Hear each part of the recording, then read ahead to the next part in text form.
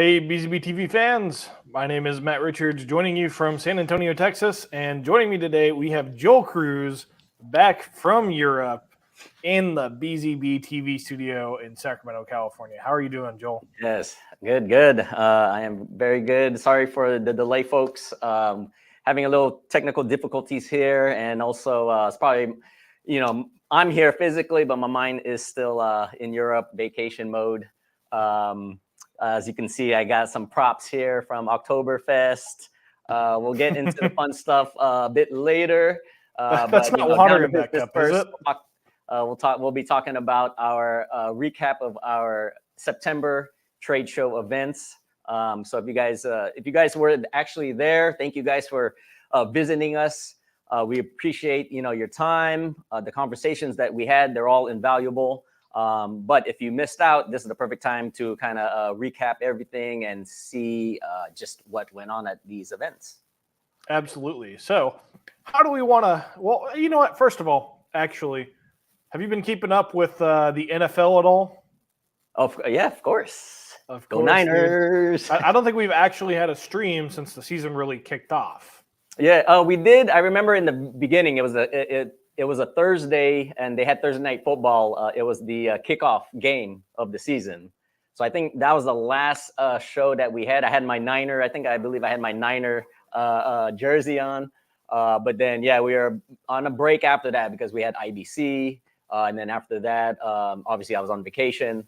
So, I think it's been a good month now since we've met with our folks here on our live stream, Yeah, well, it hasn't been a good month for me as a Patriots fan, but Yeah. Mac Jones. Hey, it's okay. Next game, I think they're going to bounce back. I think they're playing. Who are they playing? They're playing someone I think they could beat, though. I haven't even been paying attention to the schedule. We have been so bogged down with things that are coming up with our own stuff here at BZBGEAR that it's just been out of my mind. But we do have a quick comment from Monte Weaver saying, "Build New York was a great event. We're glad that you had a great time. And I know that plenty of our guys, especially Florante, who's probably going to be on here pretty soon, was really happy to meet you. But he's also saying, fins up, Oh, the Dolphins, that's the Dolphins, yeah. My son's, my oldest, that's his favorite team. It's story, his cousin gave him a Reggie Bush jersey when he was on the Dolphins. So I guess ever since that, hey, Dolphins are my team. I'm like, hey, but Niners are your number one team, though, right? So we're going back and forth at home. But Miami is a good man. They're that offense. I mean, they have the ex offensive coach of the Niners. So it's basically Niners 2.0 over there. What McDaniels has been doing over in Miami. So man, that's a high flying offense. They're going to go deep. So I mean, I know last week they kind of got they hung with the Buffalo Bills in the first half. Second half, Buffalo just kind of grew by, and I don't know what happened. So Miami's going to be mad this week. So if you guys bet on football, put your money on Miami this week. I regret to inform you that I am not a Miami Dolphins fan. For some reason, no matter how well we're doing in the season, it always seems like the Dolphins throw a wrench in the Patriots game. So just not. Oh yeah, you guys are in the same division. That's right. Yeah. You guys play each other twice a week. So yeah. But no, yeah, Monte, thanks for chiming in and saying hello. We're gonna have some. Flo will be on as a guest later on this program. We'll share some photos. I know you guys took a photo at the show, so that was really exciting. So, and I think we also talked a little bit about potentially getting you on in a show. So we definitely need to follow up on that. Mm-hmm. So that would be awesome. We'll keep our schedule open and remind ourselves to follow up with you there. Yep. All right, Joel, where do you want to start with this? What do you want to go to trade shows first? Right. Do you want to go to your vacation? No, we'll save that for the end. We'll be able to show the appropriate photos that we can we could share, the PG rated ones. But no, we have so we're going to cover 5 shows. We had 5 shows in the month of September. So let's start off with Wave. Wave is the worship audio visual experience event. This was in Lawrenceburg, Indianapolis. And it is, this gathering brought together experts and AVL manufacturers with the aim of equipping worship spaces with the latest AV solutions. Now, I'd like to invite a guest on that it's one of our team members that actually attended the show, and he was the one that exhibited for us at the show there. His name is Nathan, he's our tech guru over here. So if you have questions, tech support, you call, and then you're probably talking with him. 5-star award-winning gentleman right here. So Nathan, my man. Oh, welcome back. Yeah, so thank you. Yeah. Welcome to the show, Nathan. So first of all, it was actually in Kentucky. Last year was in. That's right. Okay, yeah, better chicken there. So Come on, Joel. it was in Kentucky, in Louisville, Kentucky. I'd never been there before, but it was a quick but fun experience. Awesome.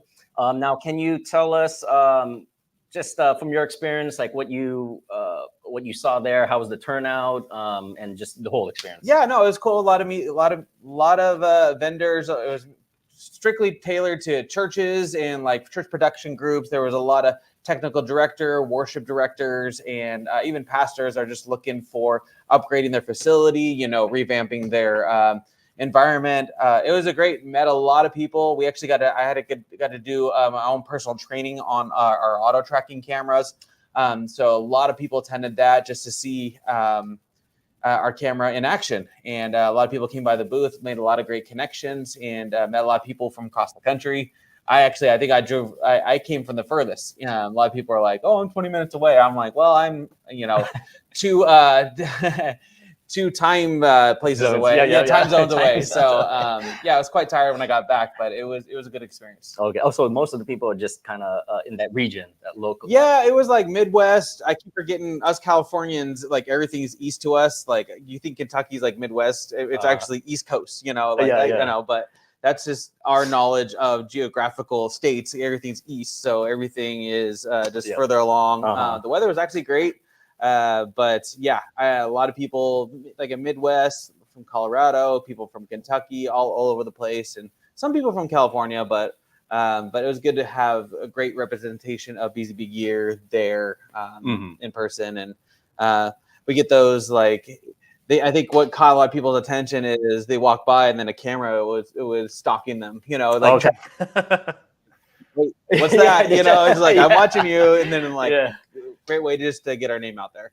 Yeah, I know at the other trade shows that we go, whenever we have the AI auto tracking on, like you said, people get amazed and they try to juke it out and try to lose the tracking. But we're like, hey, the tracking is superb on this guy. It's not going to lose you. It was good. Okay, I was going to bring that up. So what is I guess one of the techs or the things that stood out to the people, and I guess like you said, it's the AI auto. Yes, right? That was definitely a big thing. A lot of churches are dealing with across the country are dealing with a lack of volunteers of just because they don't get paid, and it's just like churches are always growing, but they have a lot of technology, especially with COVID. A handful of years, a lot of churches are live streaming. They want to have a whole experience from home, but also they want people to come to this facility. But a lot of people are lacking the manpower. So I called this the camera for the moving pastor. Like a lot of pastors like to move back and forth, and they don't have the manpower. Well, you don't need someone you just need someone to turn the camera on and moves back and forth for you. You don't need that extra person now could do other things inside the church with our 4K Adamo camera, as well as our Adamo Junior, which is the 1080p version of that. There's a lot of interest in that camera because it just as well, but it's great for from tighter budgets, and it gets the job done. Yeah, not everyone needs 4K. A lot of a lot of churches just do like 1080p, right, because of bandwidth and all that. Yeah. So so the Adamo Junior is a good option for people that can't do 4K or don't want to. Well, and a lot of them are live streaming, and a lot of people don't stream. A lot of platforms don't allow for streaming in 4K yet. We're definitely staying ahead of the curve with the 4K, but a lot of people are just streaming to like Facebook, YouTube, using OBS Studios, and a lot of it's just 1080 just for a smooth, high quality signal as well. Okay, good. And I guess just lastly, I felt kind of bad, so I was the one kind of moderate or speaking with the Wave representatives and, to get everything logistics done, stuff like that. And they came up to me saying, "Oh, we have an offer that would you like to do a product demo presentation in front of the group here, at the show, free. It's a part of your exhibition, exhibiting with us, no charge." And then we always like free publicity. So I just said, yes, for sure. But I didn't, he's the only one manning the booth at the show. So I didn't take into consideration. Like, it was after that I started considering what he thought. So then we brought it up to Nathan, and he's like, "Oh, this is new to me." So, sorry for that, but thank you for taking it on. You know what? Because I'm used to being behind. I'm on the phone. I'm behind the scenes. Yeah. And I do a lot of filming here too for our YouTube channel, but it's not live. Like, exactly. Yeah. Our video guy Flo knows that. Like, all right, do it again. Take two. I couldn't do that in a 30-minute presentation, but it worked out great. People actually asked a lot of great questions, made the time go by fast, and a lot of good knowledge. So okay, yeah, I figured, like, with me, I'm the same. Like, I can do like the recorded ones because you get multiple takes, things like that. There's some nice images right there. So is that where people sat and watched? Yeah, and you can see that I actually set up the camera in the back of the room, and then in front. I was able to walk back and forth, and so they had the AI auto tracking. Yeah, they can see live. Me walking back and forth. We had some people stand up and walk as well, so they can really see. Because if I had it facing the other way, I wanted to see on the screen. We had a projector, microphone, everything. And then there's me at the booth. Just had a great little spot there, like just right in front of one of the other stages, and a lot of foot traffic. Nice. Okay. Yeah. No, I was just going back to the fact that when it's recorded, you get multiple takes, so it's fine. Live it's different. Like this live stream right now, I get a little nervous sometimes still. But then with you, because that's when you drink this juice. Yeah, I need to put beer in there next time. I'm saying I'm not sure if that's water. Is it vodka? It smells interesting for water. Maybe after the show, during towards the end of the day, I might fill it up with beer. No, so yeah, doing it live. I thought that you would be natural though, because he works in tech support. So the products, like the people that, because you're essentially giving people on the phone like a demo or your tutorial, you're showing them how to use it, telling them how to use it, things like that. So I thought with you, it'd just be kind of natural progression from tech support to even though you're just talking live, but you do that on the phone, you're just talking live to these people, explaining how it works. So, I mean, I know you have a good grasp of how the products work, the solutions and whatnot. So no, it actually worked out very well because, like you said, I am more behind the scenes, and a lot of times support is for like helping people along the way. Like, hey, I started setting something up, I got stuck here, but also people ask like, how does this work? How does this work? So being in my position allowed me to not only answer some of the questions, but about what it offers, but also if they're having issues as well. Mm-hmm. So. All right. Well, real quick, speaking of helping people, we actually have another question from YouTube, and it's from Fareed Khan. And he says he would like to hear more about our 4K or 8K cameras. Real quick, we don't actually currently have any 8K cameras. However, we do have 4K cameras. So the BG Adamo 4K is going to be your 4K camera. It is 12G SDI. So you get 12G SDI, USB 2.0, 2. Sorry, you know what? Why don't you take this? I know. I got my spiel down from the shows, like when people come up to us. So I'm still rehearsing for next week, but you guys have it down. Well, 8K. So we did tease at IBC that we do have an 8K down the pipeline. So 8K PTZ camera coming up. So that one we're really excited about. We can't talk too much. I don't even know too much about it either.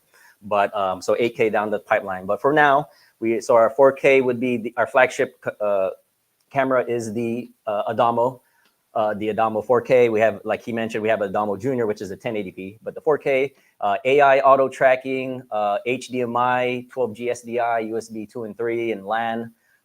We have NDI HX3 and Dante AVH models available as separate models, not within the same one, because that we had people asking us, can you just do NDI and Dante in the same camera, and then we can pick what we want. It's a good idea, but then I don't think NDI or That'd be very conflicting. or Audinate would run with that. So yeah, so we you haven't can buy both cameras, and there you go. there you go. Yeah. Well- And at Tally Lights, you could record up to 1 terabit of video on the micro SDXC card. So this is it. You got it. We're very proud of this camera. We've since last year, we debuted it last year at NAB was the very first show, I think, and we entered the awards, and we've been getting recognized with these awards for this camera. So we're very proud of this camera. So we also going to have the Nutrix, which is a medical grade camera based on this model. And it's a very unique camera. So you won't see other camera designs like this on the market. It's exclusive to us. So that's why we're just very excited, and we're pushing this camera as our flagship product. Yeah, and we're glad that you are excited about what we've announced at Infocom. You know, we know you're waiting. We are ready to, well, not ready necessarily, but we are really, really rearing to get some of this stuff out of there and getting it more on the market. One of the things that you said was IP controller for multicam operations, broadcast 12G, SDI support, and single cable PTT camera support. The BG Commander Pro, that's going to be what you're looking for. It has the multicam operations for you. It has the single cable PTT camera support. The Domo 4K is going to give you that 12G SDI. So those are going to be the two things that you're really going to want to look for: the Commander Pro and the Domo 4K. Either of those. Which we'll get to it later, but the Commander Pro actually just won Best of Show at IDC. Whoop, whoop. Shout out to TV Tech. But we'll share some images and news on that a bit later when we get to the IDC. Right there. Oh yeah, we get our little you see our little logo right there. We get a free logo since we won. But no, thank you, Yeah, Nathan. no, Thank you for your time. From the Wave Show, I'm waving goodbye. Oh, there you go. All right. So, all right. So that was Wave. Four more to go. We actually have another guest. This will be our last guest for today. I couldn't get the guest from the other show that we had such last notice. He's so super busy. But the next show that we would like to talk about is the B&H Photo. They hosted an event in New York. It's called the Build Trade Show. Now, this was their inaugural trade show. It's a celebration of photography, videography, and audio creativity. It was held at the Javits Center, and it actually paid homage to B&H's 50 years of existence. So congratulations to B&H on your 50th anniversary, and for Build being their first inaugural show ever. So for our next guest, I'd like to invite Florante Ancheta. He's normally behind the cameras, so he was kind of, I had to kind of pull his leg to say, hey, you got to be in front of the camera this time, mister. So here's my buddy. This is who I went to our vacation afterwards. So don't worry, we don't have any incriminating images of you or myself there. So we'll leave that for offline viewing. All right. So so you were at Build. It was a 2-day event. So just kind of tell us about your experience and what you saw there. Oh, Build was a lot of fun. I think B&H did an extraordinary job setting up the event. To celebrate 50 years of audiovisual artistry. And I also saw, I got a glimpse of, I don't know if you know who Casey Neistat is, but he was the superstar, one of the superstars at that show. So it was cool to get a glimpse of him, but it was really close. I mean, it was difficult to get near him because he was like all the content creators. They had all their cameras, and it was just a mass of people, and it was cool to see that. But other than that, Build was a great event. There was a lot of traffic. I think it was just the right size, and it was also. What was really cool is that the B&H Superstore was less than a mile away. So if you needed anything, you could just walk to the B&H Superstore. And good thing we actually were able to. Well, good thing it was really close, because when we were setting up our booth, one of our displays cracked. It was the screen was cracked, and we needed a new display. So it was an experience, lugging around a 46-inch or 50-inch TV downtown. Yeah, Midtown. I think you guys So- actually messaged me on Skype when you were doing that too. Yeah, yeah. Oh, that's so- right. Yeah, I do remember that. So that was that's one thing I remember. Other than that, the build show was great. They even had they had a ceremony in the evening for people that had the pass to go, but it was one of the seats were actually meant for you, but you didn't make it. Oh, for the dinner. Oh, Yeah, but it was a great dinner, and there was a lot of guest speakers, and it just felt like I was at a like the Grammys or something of all these content creators just sharing their experience using having worked with B&H and getting their equipment and tools from B&H. So it was a great show. I had a fun time there. The Javits Center was huge, and I think we met a lot of great people, including here I see there's Mr. Monte Weaver. So he dropped by and what's up, Monte? Yeah, shout out Monte. Hit up his YouTube channel. He does a lot of product reviews and just everything tech, pro AV and broadcasting. I believe it's at Monte Weaver official. Yeah. On YouTube. So check out his channel. Got a very great content on there. Yeah. But did you also meet? I think you mentioned before that. Is that the CEO of Yes. of B&H? I wasn't even sure, but yeah, that.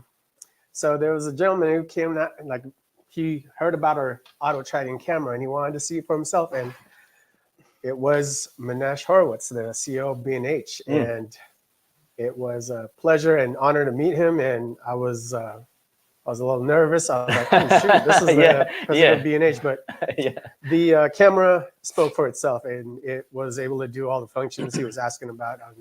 Gladly, I was able to answer most of his questions regarding our camera, which you can find now in B&H. So if you're looking for an amazing camera, look for the Adamo. And yeah, it was a pleasure to meet him. Good. And I think I saw another photo there too, just at the booth. So I mean, we had a wide range of pro AV and broadcasting, right? Do you know if it was? Did you get a sense? Was it more like pro AV or broadcasting? I guess oriented, like with the other exhibitors or the other people asking. More broadcasting, Okay. I think. From my experience, a lot of people with their cameras, and a lot of people just carrying handheld, cameras and phones and gimbals and so it felt like a little bit more. There's a lot of content creators for sure that we ran into, and they were all very interested. And for them to see our Adamo at work doing the auto tracking, that was really intriguing for a lot of them. So it definitely garnered a lot of attention. But yeah, from my experience, it seemed like there was a lot of content creators and influencers and people that are in the broadcasting industry. Yeah, it seems like the AI auto tracking, from what Nathan experienced at Wave, what you experienced at Build, and what we all experience at any of the other shows that we bring it to, that it's a attention grabber. You know, like a lot of people are interested in the AI auto tracking. And it's different than just regular auto tracking, because auto tracking cameras tend to, you either need an external device to wear, or you need to set up the parameters, like, where you want the tracking to stop and end and all that. But with AI auto tracking, the new, I mean, you simply you turn it on and you don't have to set anything. It'll just start tracking right away. I mean, you can do settings later, like we edited in our firmware because we got comments about the headroom, for instance. So we did a firmware now where either 3 different settings on how much headroom you want, things like that. So, but the AI auto tracking, I mean, it seems like the future, and it's really taking off, with people, No, from the people that I met there at the show, people that know about as far as PTZ cameras and the technology, to even people that are just fairly new to it. It was good for them to see our camera, and it seems like a lot of them do a lot of their own type of broadcast. So I was positioning it to some people that maybe have a home studio of their own at home, or it could be a garage studio or something like that. The Adamo camera, you don't need a camera operator when you're using AI auto tracking, and so it can be a primary camera where if you've got a studio and maybe you're doing, say, a cooking show, the AI auto tracking you can set it up at your studio. It could be your primary camera, and now you can just set up the auto tracking, and you can do some type of cooking show, or if you are an artist, or if you're even doing your own personal training at home, you can have your own little YouTube channel with the BZBGEAR Adamo. And you know, it could be a secondary camera, but it could also be a primary camera with the quality at 4K at 60. This is a camera where, hey, you don't have that much, you don't have help, and you want to get started with your show or your studio, but you don't have the extra manpower, you don't have a cameraman or an operator. The Adamo makes sense for that type of application. So for anyone that is dreaming of setting up their own channel, showing off their craft, I think this is a great camera for something an end user would really enjoy as a tool. Yeah. I mean, it's just virtually any type of application that Yeah. you got, you know, from like you said, hobbyists all the way to churches, healthcare, education, video conferencing, you name it, you know. Yeah, and I did meet a lot of hobbyists, and that's why I'm kind of just targeting that point where maybe if you don't have a large team, then this camera might make sense. But it is definitely definitely usable for large facilities. Yeah, yeah. Cool. All right. No, thanks for your time, Mr. Floja, telling us of your experience at Build. So Can I have my leg now? Yeah. Hey, Flo, it's Like been a back. pleasure to see you, brother. All right. Those are- What else yeah, do we those are have just- to do here, Joel? those What are other shows do we have? 2 shows. All right, so we got 3 more. So we'll do the next back-to-back. We had our VP of Global Sales, Elbron. He attended both CEDIA and Vistacom. But let's start with CEDIA first. So the CEDIA Expo, this was held at the Colorado Convention Center in Denver. It is just all broadcasting and Pro AV as well.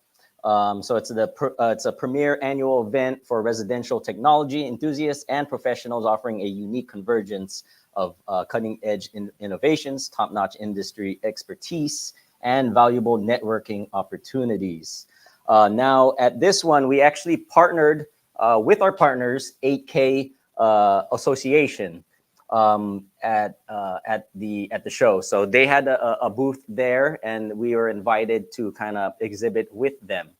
Now, for those that don't know, 8K Association is an alliance that emphasizes the significance of 8K technology. So it's just bringing, they're in the forefront of the 8K movement, and they're here just to educate everyone on the importance of 8K and the technology and where it's going. So yeah, we're honored that we're able to exhibit with them at CEDIA. Here you see Elbron at the booth there. I think we have some other photos as well. We had some interviews with Rave Publications for a commercial integrator. And yeah, see, he looks very happy talking about our products there. I wanted to get Mr. Elbron on the show today to talk about his experience because he was at this show as well as Vistacom, but he's super busy all the time. So, but no, so we had so CEDIA was a great experience with us. 8K Alliance, 8K Association. Thank you a lot. Thank you guys for allowing us to exhibit with you guys there. And then the next one that I mentioned was Vistacom. So Vistacom, it's an annual spectacle that illuminates the forefront of AV, audiovisual, control rooms, and unified communication technologies. So this was our 2nd year, I believe, exhibiting at Vistacom. And one of the main products that we highlighted at this show was our medical grade BG Nutrix. So this is an IEC 6601 certified camera. That just means that it's certified to be utilized in hospitals around, all the other products, because it has to be certified if you want any type of like electronical equipment to be used in hospitals. So that was a big, that was like the showstopper that we had there. And obviously our other, we had the Adamo 4K, the Adamo Junior, our BG Commander series of controllers, the Commander Junior, and the Commander Pro, or the now award-winning Commander Pro. Also our BG Cyclops, it's a video bar for video conferencing, really neat. And obviously, and also our AV over IP systems. So yeah, that was a really cool show. I think that was just a, I believe that's just a one-day event. Yes, it was just a one-day event in Bethlehem, Pennsylvania. So yeah, so that was VistaCom. So those are the 4 shows. Now we're saving the big main event, Big which show was, for last. yeah, which was IBC. Now IBC is the International Broadcasting Convention. So it's one of the largest one of the largest broadcasting trade shows in the world, and this one is held yearly. They had 43,000 people from over 170 countries. There you go. So it's still, yeah, we did notice that it is, it's still not quite at the level pre-pandemic, but it was still a lot of people. And I've noticed, like, from last year, it was our first times going to trade shows, and that was pretty much like the first year, I think, after a pandemic, right? And they're saying this year was about 16% larger than last year. Okay. Yeah. So yeah, I mean, like the turnout, it was good. There was a lot of people. So it's good to see people coming out to these live events now. I know they tried to do virtual trade shows during the pandemic. Valiant effort, but it's still not the same. You need that live experience, hands-on with the products, face-to-face with the teams behind the products. Just getting to know the people, because it's not just the products that you go to these shows for, it's the team behind the products.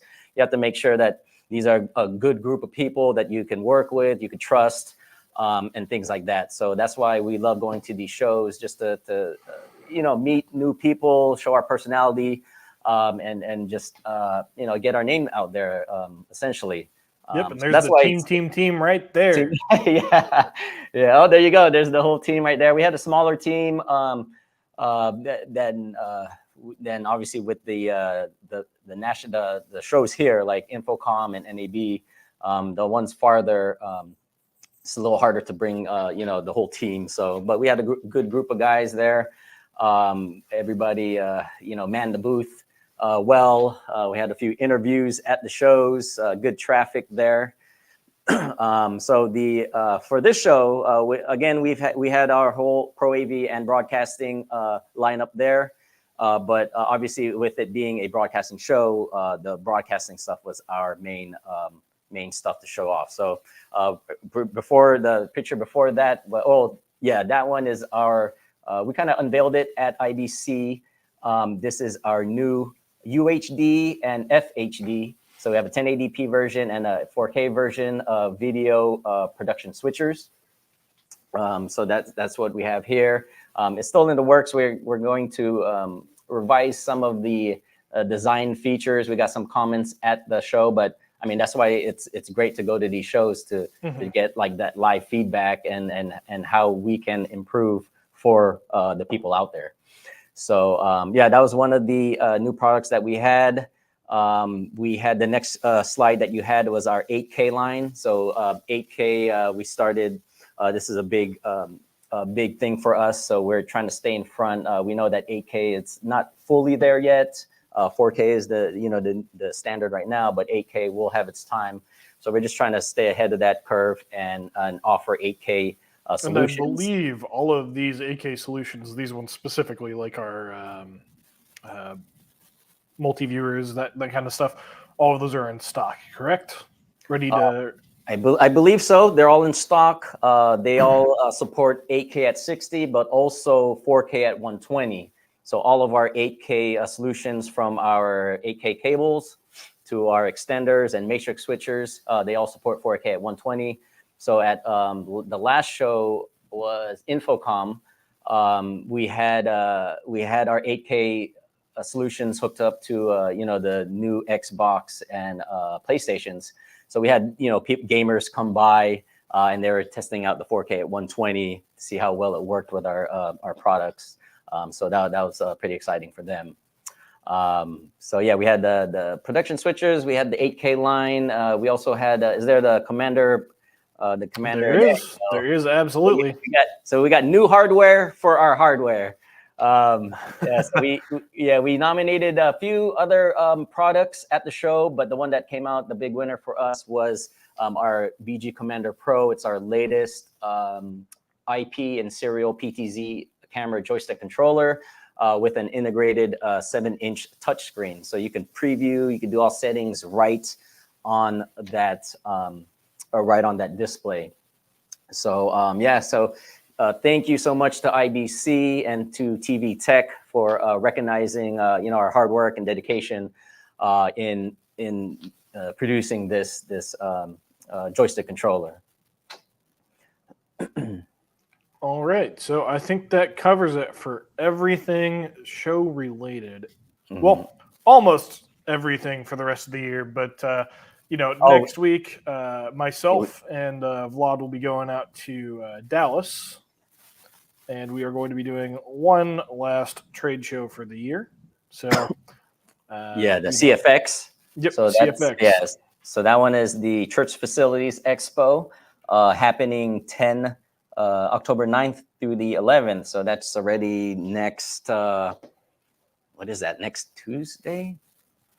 I believe it starts on Tuesday. Oh, is it Tuesday? Okay. So next week. I'm going out there on Monday. So yeah. Okay. Oh, you're already in San Antonio. How far is the drive to Dallas from there? It's about 3 hours. So, I would highly encourage you guys, if you are in the Dallas area, come see us. Maybe even come grab some barbecue with us. I'm not a Dallas native, so I don't know all of the great spots. But if you are and you know some great spots, we'd love to hear about it. I know Vlad really likes his barbecue, so we will gladly take suggestions. Show our guys around here, So like he said, like Matt said, if you're in town, Dallas, Texas, come by the show. Our booth will be 301. Again, that's 301. We'll have a good time there. Meet the team, see our new solutions, and that should be a fun event. All right, we have one question. When is BZBGEAR releasing the hat Joel is wearing? Oh, the swag. Is this we should brand this BZBGEAR and that's a good idea, huh? And then we'll have a giveaway. Maybe get a little bit of merch.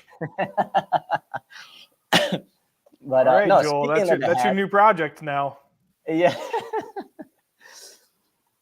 Speaking of that hat, though, I mean, I think that's a great way to kind of dive into the little sightseeing adventure you had. Oh yeah.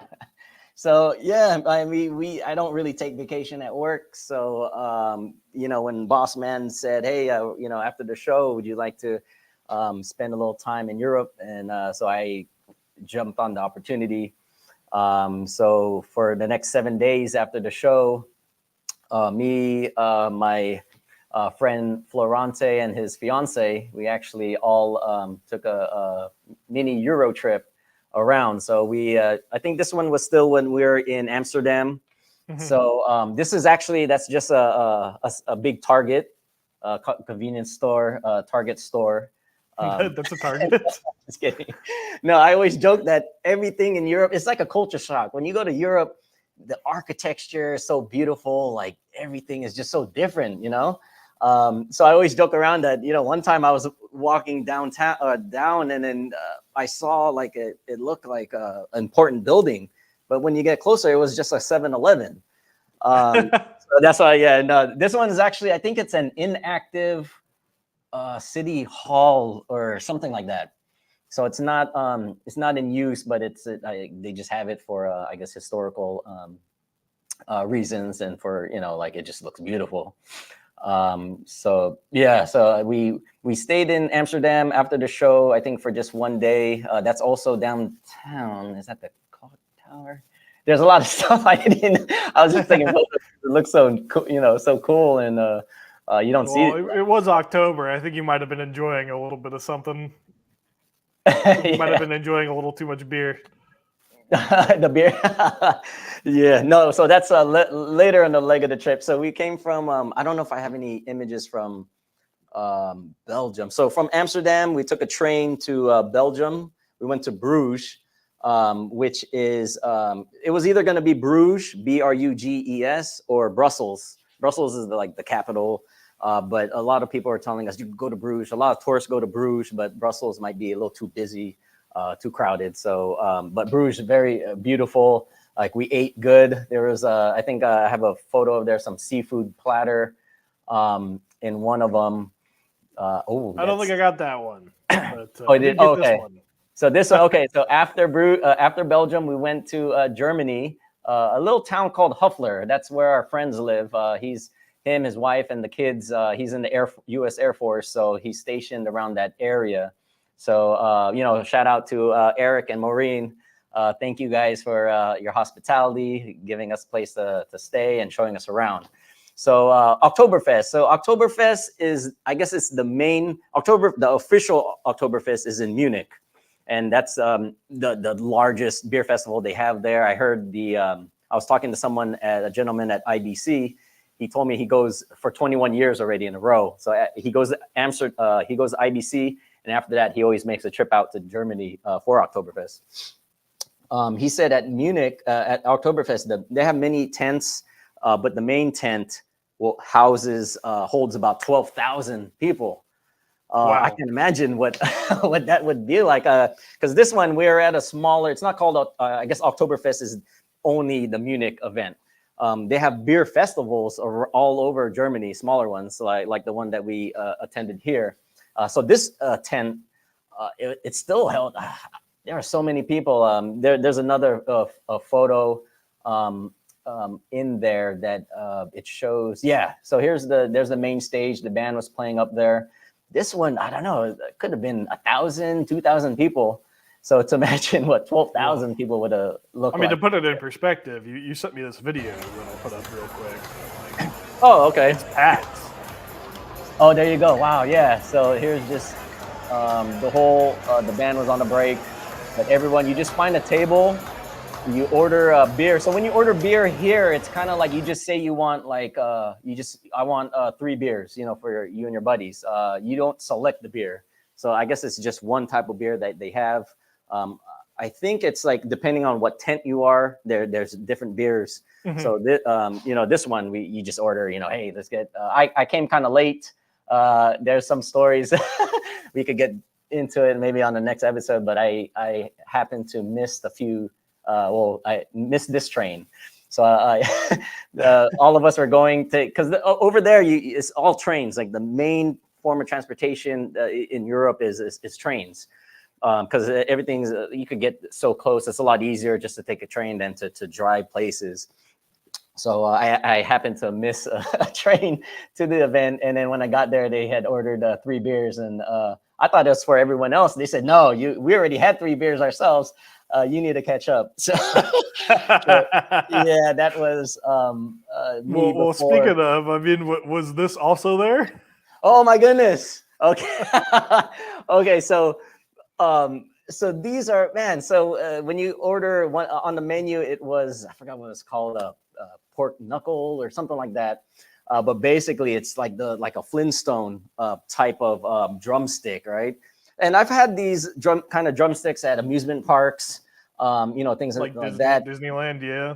Yeah, but then they're kind of dry, and they're not the best. They look good, but then you bite into it, and it's okay.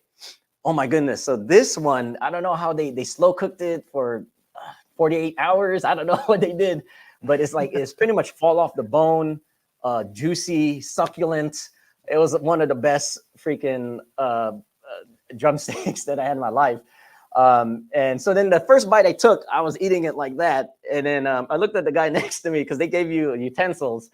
So I'm asking him, can I just eat it? Can I just go to town on it? Or should I use a fork and knife? and he said, yeah, maybe just use the fork and knife. So, I don't know about all the etiquette. So, I mean, I'm glad that because he's been to a few beer. He was a local there, so he was kind of our guide while we were at the show. Yeah, so that first bite I took, oh man, it was so juicy and everything. But I wish I could have took some of that back here. Kind of related to the Oktoberfest thing, all the beer and stuff. Did you guys, while you were in Germany, go to any like monasteries and get some beer from monasteries? Because I know that's a thing there. Oh man, okay. Now that you bring that up, there's another image of a beer.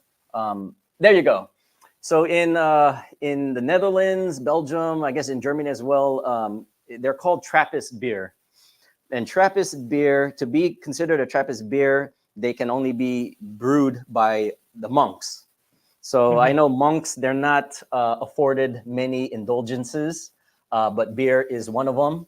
And man, I must say, like they perfected, they went hard on brewing beer. If that's the only thing they could do, they're like, man, I'm gonna do this to the fullest. I'm gonna do that well. Yeah. So we wanted to actually go to visit one of these places, but you can't just walk in. They'll kick you out, or they'll shoo you away. You have to like get an appointment or be invited, something like that. And then I saw one that our friend was referring us to, but it was a 4-day tour. The cost was just too expensive for us. And we didn't have that much time anyways. We only had a week, so we were going to different places. So, but the next best thing was, you go to a bar, any restaurants, you just ask for the Trappist beers. So this one, I forgot, this is called the Duchess. So it's all typically darker beers, and the Trappist beers, they're pretty strong. So they're all at least like 6 to 10% level.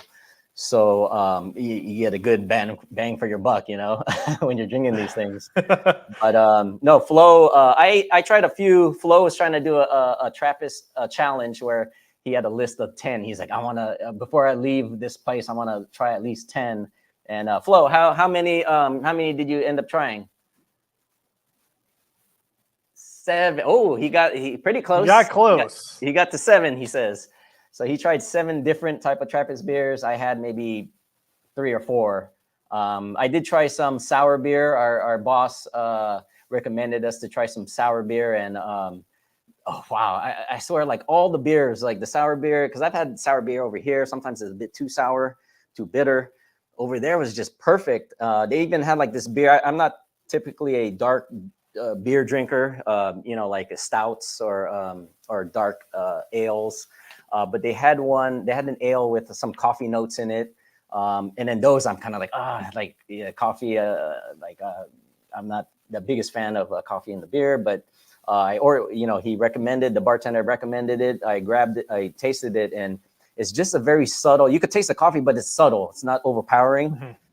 So just in general, like every single type of beer, I loved it when we were over in, Belgium and in Netherlands and Germany, but yeah, just a great experience. The people there were great, the food,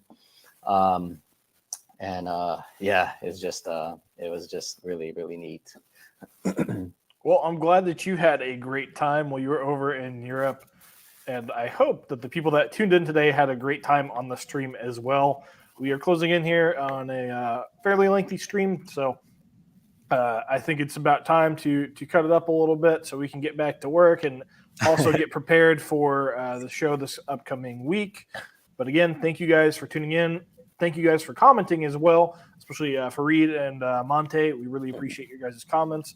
Monte, we're definitely looking forward to connecting with you a little bit more here in the future. And anything else that I'm missing, Joel? No, I think that is it. Thank you everybody for tuning in to this recap. We love going to these shows and then just sharing the news with you guys to see what's going on. And so kind of try to have you guys feel like you've been there as well with us, Unfortunately, we couldn't do a live stream at the actual shows. I think the last 2 shows we were able to, NAB and Infocom. But then IBC, we were not. So I'm happy to be able to do this recap live stream with everybody. Yes, sir. And again, thank you guys for tuning in. If you guys are watching this after the fact, thank you guys for watching it after the fact. And we will see you guys in the next live stream. Cheers.